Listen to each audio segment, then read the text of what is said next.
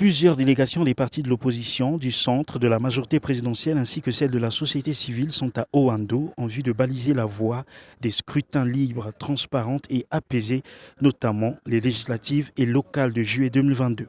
À quelques heures de la tenue de ces assises, quelques avis optimistes ont été émis pour un climat politique apaisé. Nous apportons ici la preuve qu'il y a aussi un autre état d'esprit au sein de l'opposition, celle qui pense qu'il y a des choses que l'on peut construire ensemble.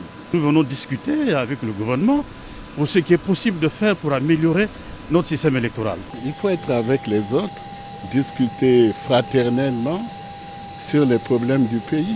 Nous venons donc à l'invitation du gouvernement apporter notre modeste contribution.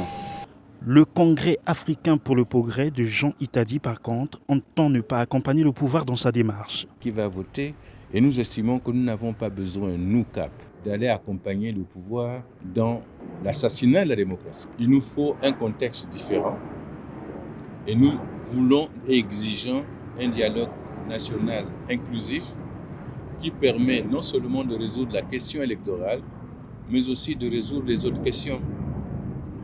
Ce que le pouvoir veut, c'est faire croire à l'extérieur qu'ils ont créé une démocratie. À l'ordre du jour de cette concertation, le découpage administratif et électoral, la biométrie électorale, le renforcement de l'indépendance de la CNI, la mise en place du fichier électoral, ainsi que la question du financement des campagnes électorales.